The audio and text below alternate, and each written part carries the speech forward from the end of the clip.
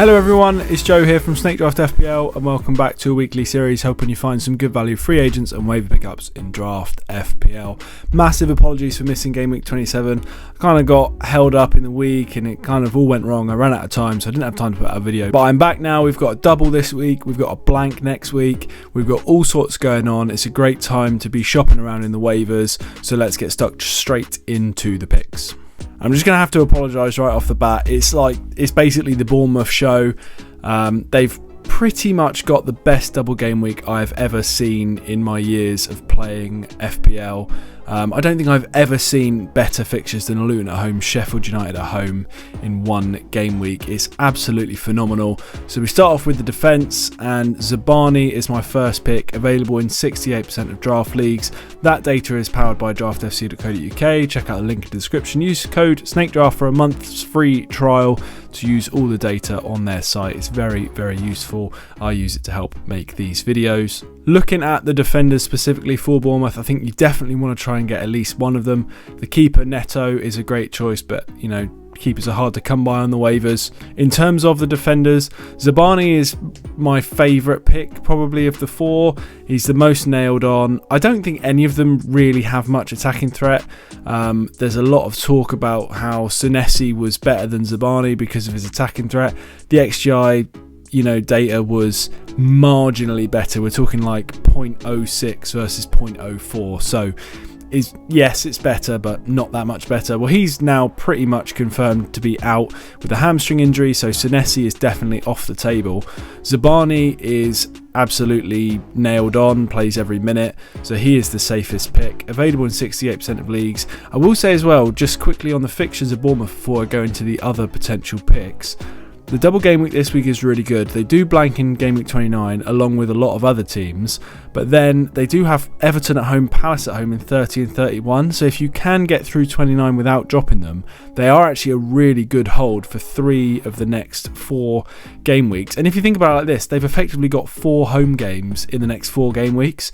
Yes, one of them is a blank and one is a double, but how often? I don't think that's even possible under the standard fixture rules, because 29 would have been an away game, so it would have been home, away, home, home. But because they've got that rescheduled fixture and the blank, they've got 4 home games in a row, which is madness. I've never seen that before. So it's a really, really good time if you've got some decent coverage for 29 and you can hold the Bournemouth players through that blank. 4 home games in a row is pretty outstanding. I actually had to just go and triple check that because I was sure it couldn't possibly be right, but it is right. 4 home games in a row. So looking at the other options, obviously Zabani's my favourite. The next best I think is Adam Smith, available in 79% of leagues. Again, nailed on. He will play both games unless something bizarre happens. And not very attacking, but none of the defence is particularly attacking. We're not really in it for attacking returns. There's 2 strong clean sheet potentials. Bournemouth have the best likelihood of getting a clean sheet from any team this week. There's a reasonable chance they could get 2, in which case you're in for an absolute haul. So I think that we should just really ignore the attacking prospect, because the most attacking of the 4 is Kirkes, and he's not that attacking really. I still wouldn't describe him as an attacking defender. So Zabani, Smith, both nailed on. Next up is probably Kirkes. He does have a slight risk to his minutes in the form of Lloyd Kelly, who has been first choice lately but does have a hip injury at the moment. I don't think he'll be back before game week 30, so you're probably safe for this game week 28 double, but then you obviously will be in trouble if you try and hold him through to those good fixtures in 30 and 31.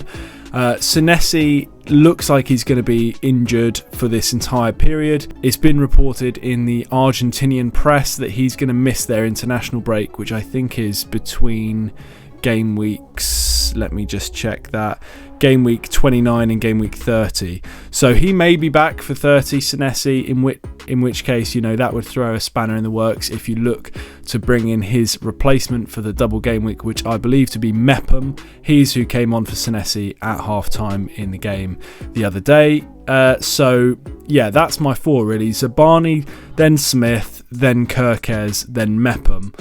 I think that's pretty safe. I would happily take all 4 this week, or not all 4, but any of the 4, I should say. I think they're all decent picks, and you want to get as many as you can. I mean, this double game week is ridiculously good. I'm going to be going on about Bournemouth for basically this entire video, so strap in.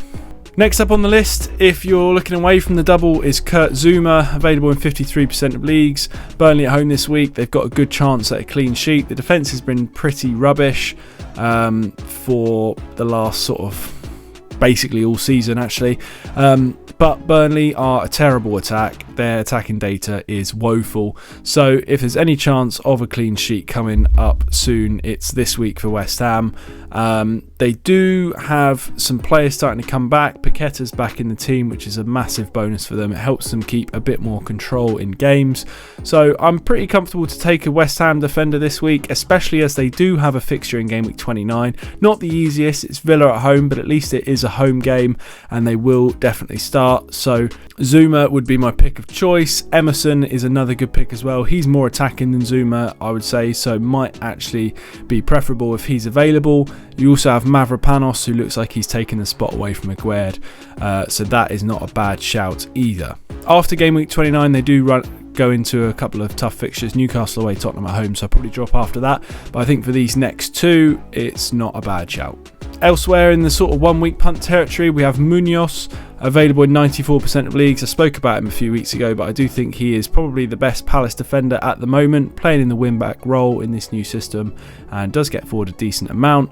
Luton at home this week is a fantastic fixture. Palace defence has been mediocre recently, but they do have historically good record, but since Gahey's been out, they have struggled. I will say that, you know, it doesn't get much better in terms of the fixture, so if you're looking for a 1 week punt, there aren't that many this week. It's quite a tough week. I do think Palace are up there in terms of a clean sheet off the waivers with the likes of West Ham and Bournemouth. On to midfielders then. First up, the most obvious one. If you're looking to pick up one of the Bournemouth mids, Tavernier, available in 61% of leagues, is probably the safe man.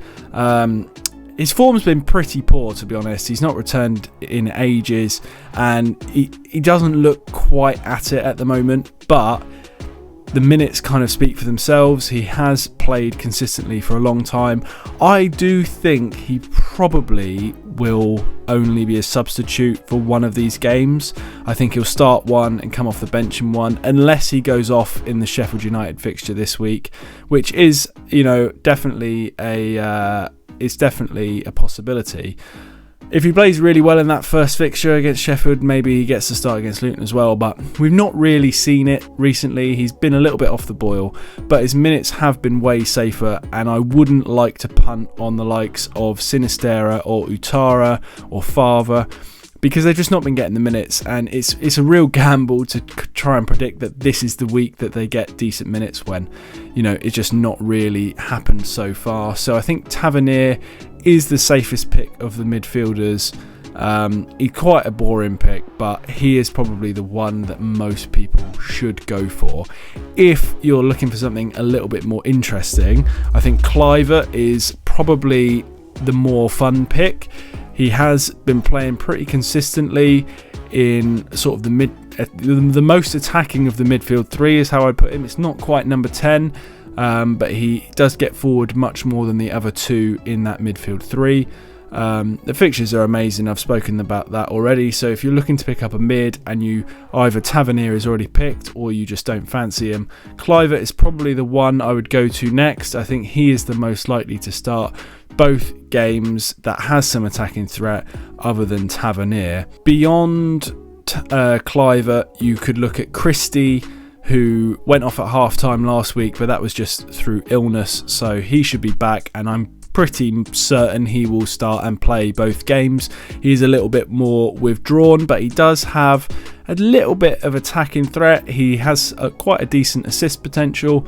He doesn't really get in the box that much, but he is quite a talented player, actually. I quite like watching Christie play, so I think he is probably the next best option, probably the most safe for minutes out of all of these, but not quite the attacking threat that the others have. But to be honest, even if Christie plays both games and they keep a clean sheet in one of them, that's 5 points, which is basically like getting an assist in a normal game week anyway. So Christie, not a bad shout, to be honest, if you are looking for someone a little bit more reliable. I probably wouldn't bother holding him past the double though, because like I said, the attacking threat is just not quite there. Next up, we've got Taith Chong, available in 98% of leagues.